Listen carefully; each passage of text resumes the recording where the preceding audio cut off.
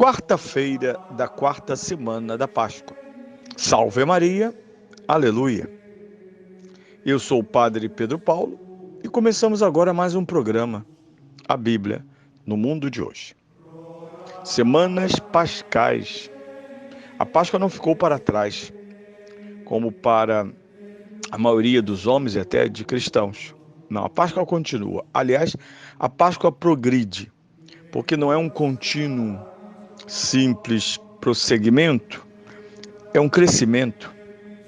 Nos projetamos, ou somos projetados, para o seu ápice e cume, a doação plena do Espírito Santo. Nossa participação ontológica no mistério trinitário, pois que salvos, nos tornamos filhos. São Paulo diz, co-herdeiros. Por isso, estes dias são tão iluminados. E na saudação que fiz inicialmente, lembro, obviamente, de todas as coisas que implicam a nossa feliz devoção à Virgem Maria. Mais do que devoção, a veneração à Virgem Maria. Nós católicos não passa pela nossa cabeça crer em Cristo e esquecer a Virgem, de forma alguma. Lembrava em programas passados a expressão do Padre Vieira, num dos seus sermões, que dizia que a Virgem era umbra Christi, a sombra de Cristo. Por isso, nós o adoramos, nós a veneramos. Bem, antes de começar o programa, eu quero convidar você, meu caro ouvinte, para fazer uma experiência de peregrinação na sua cidade. Isso mesmo. Nós passamos por templos, por igrejas e nem sempre percebemos a oportunidade de viver a dinâmica de um santuário. São Paulo VI dizia, santuários são clínicas da alma. Pois bem, no próximo dia 24 de maio, uma quarta-feira, nós iremos peregrinar por 2 santuários da cidade. Um bem tradicional, o Santuário da Penha, com as suas escadas, com a sua beleza e com seus dramas também. Mas vamos rezar, vamos adorar, vamos confessar, vamos peregrinar. E, além desse grande santuário, concluiremos esse dia no Santuário da Medalha Milagrosa. Serão 2 os santuários visitados e vividos nesse dia. A pergunta é, Padre, eu gostaria, e eu espero que você queira e possa e se disponha a fazer isso, a peregrinar. Como eu faço para ter mais informações, inscrever-me nessa peregrinação? Basta ligar para a Cíntia, 964 35 31 56. Vou repetir o telefone da Cíntia para inscrever-se: 964 35 31 56. Venha peregrinar comigo no dia 24 de maio. Bem, hoje gostaria de fazê-los ouvir a última leitura do domingo passado, domingo do Bom Pastor. É da belíssima carta primeira de São Pedro, capítulo 2, versículos 20b a 25. Se vós, fazendo o bem, suportais o sofrimento com paciência, isto é uma graça aos olhos de Deus. Para isso é que fostes chamados. Porque Cristo sofreu também por vós, deixando-vos o exemplo, para que sigais os seus passos, e não cometais, ele não cometeu pecado algum, e na sua boca não se encontrou mentira. Insultado, não pagava com injúrias, maltratado, não respondia com ameaças, mas entregava-se àquele que julga com justiça. Ele suportou os nossos pecados no seu corpo no madeiro da cruz, a fim de que, mortos para o pecado, vivamos para a justiça. Pelas suas chagas fomos curados. Vós éreis como ovelhas desgarradas, mas agora voltaste para o pastor e guarda de vossas almas. Que belo texto, Que espetáculo! Esse texto da primeira carta de São Pedro equivale ao conteúdo da sua primeira pregação.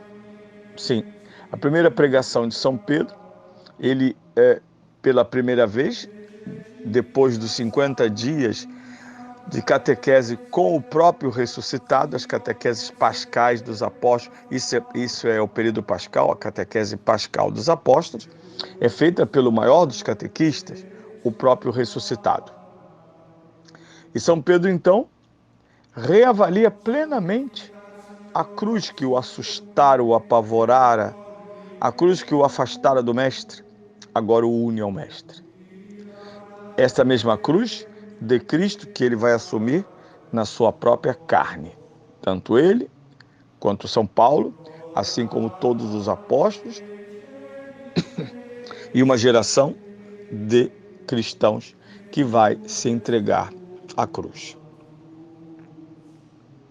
São Pedro está falando a uma comunidade que está experimentando sofrimento. Todas as cartas, mas sobretudo as duas cartas de São Pedro, indicam um período, por isso meados do primeiro século, meados para o fim do primeiro século. Jerusalém é um centro de perseguição, mas que se espalha pela Ásia Menor, quando o Império Romano, em parte, se engaja nessa perseguição, visto que os cristãos resistem a adorar a imagem do imperador como um ato civil. Por isso, São Pedro começa imediatamente associando a palavra sofrimento com paciência. São Pedro não diz, não sofra, deixe de sofrer. Jamais São Pedro dirá isso. Ele mesmo vai sofrer. Porque ele diz que sofrer com paciência é graça aos olhos de Deus. Veja que tema pouco contemporâneo. Hoje a nossa meta é o conforto, e não que seja ruim estar bem, mas estar bem a qualquer custo chama-se alienação.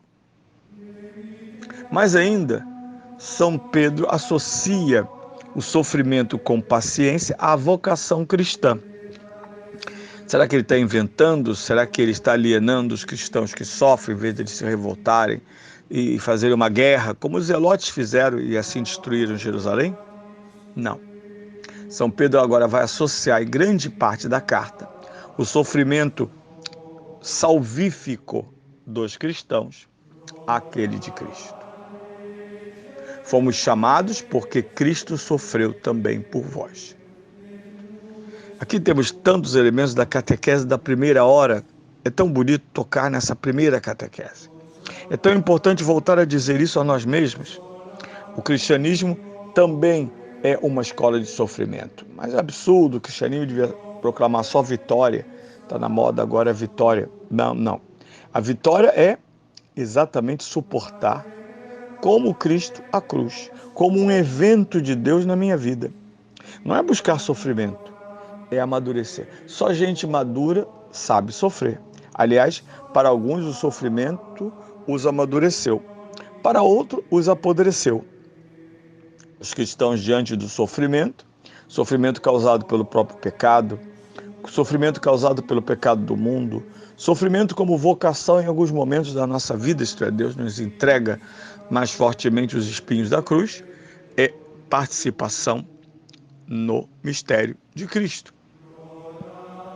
Ele diz, a cruz e o sofrimento de Cristo é exemplo que nos deixou para que sigamos seus passos. São Pedro está repetindo o que viu e ouviu. Porque Jesus, na última ceia, vai usar essa expressão, deixo-vos um exemplo. Eu, mestre e Senhor, lavei os vossos pés. E na chamada aos apóstolos, ele disse, toma a tua cruz e siga-me. Seguir seus passos é sinônimo de ser cristão. No fim, São Pedro descreve de que se trata esse exemplo. O maltratado que não maltratou, o justo que não se revoltou, aquele que não ameaçou, aquele que se entregou a Deus E por fim, a afirmação mais alta de São Pedro, que agora, depois da catequese pascal e da vinda do Espírito Santo, ele pode proclamar a potência salvífica da cruz, quando diz: ele suportou nossos pecados no seu corpo, a fim de que, mortos para o pecado, vivamos para a justiça. Por suas chagas fomos curados. E como era o domingo do Bom Pastor, por isso essa leitura também está aqui, São Pedro diz: agora, de ovelhas desgarradas, voltamos para o Bom Pastor.